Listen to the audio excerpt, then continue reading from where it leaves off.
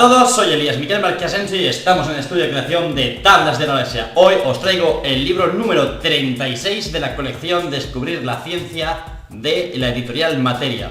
Y es La aventura de contar, de la máquina de Turing a la computación cuántica. Y es de Filippo Novi. Supongo que es italiano.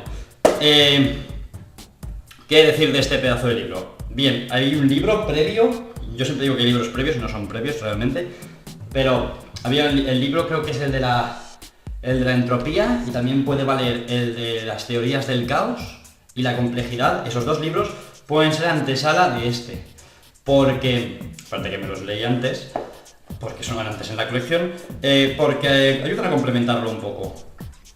Habla, como bien reza el título, de la máquina de Turing a la computación cuántica. Habla de la máquina de Turing, de cómo se construyó, cómo funciona, variantes que tiene y el funcionamiento al final, hasta que la propia máquina de Turing puede contener un código capaz de reproducir la máquina de Turing. Es decir, puede autoentenderse o autorregularse. Y eso es el inicio del primer realmente ordenador, y te va llevando a cabo a través de...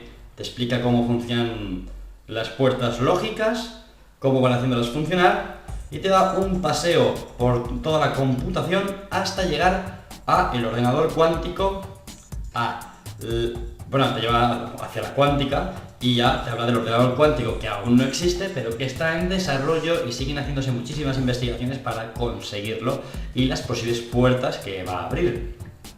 Bien, ¿qué decir del libro? Voy a enseñar un ejemplo de puertas cuánticas. Bueno, habla de los bits, de los qubits, un ejemplo de puertas cuánticas muy sencillito. Habla también del experimento de doble rendija y de otros muy parecidos que se hacen mediante fotones, mediante la polaridad, si es vertical y horizontal, o si está... si es vertical y horizontal, y si está en una diagonal o en otra, son como dos subtipos, y dentro de esos dos subtipos podríamos hablar otros dos, es decir, en total 4. Pues si se cogían unos fotones que eran de un tipo, se mandaban por un canal y luego otros por otro, y se cerraba y se volvía a abrir el canal del otro, eran con puertas lógicas que daba la solución de que volvían a haber fotones que deberían haber desaparecido, vuelven a aparecer, y claro, eso es el principio de incertidumbre de Heisenberg. Y ahí se basa el ordenador cuántico, porque aunque las experiencias nos dicen unas cosas, luego la realidad cuántica nos lleva a otras conclusiones, y es que el mundo es bastante bien distinto de lo que nosotros pensamos y vemos. Nuestra intuición es en muchos casos errónea con lo que es el mundo de lo extremadamente microscópico de la cuántica. Bien, el libro en sí. En trozos se nota que es un libro que da por sabida muchas cosas, entonces hay cosas que a mí me han costado bastante. Me han costado bastante porque te explica los códigos de que es un estado, lee, escribe, mueve, ¿no? Te explica y te pone sucesiones. Pero llega un momento que todo lo que te pone son sucesiones, y si tú estás leyendo, si no te paras un rato a ver qué sucesión, qué estás leyendo en la sucesión, y no te lo dibujas tú, porque a veces te pone ejemplos que no tienen nada que ver con la explicación,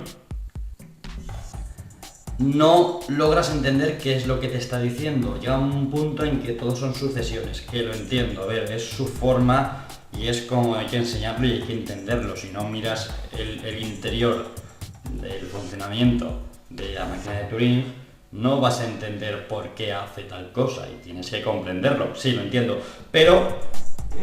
¡Ay! ¡Ay,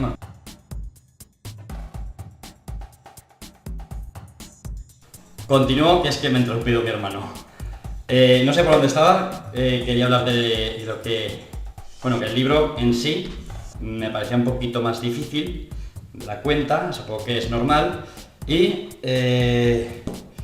nada, es un buen libro, te ayuda a entender mejor cómo funciona todo lo que es el interior del ordenador y hacia el futuro, aunque claro, aquí no cabe en 140 páginas, no te cabe todo el funcionamiento de un ordenador, sino los ingenieros con esto ya lo sabrían todo, ¿no? Y que estudian tomos gordos.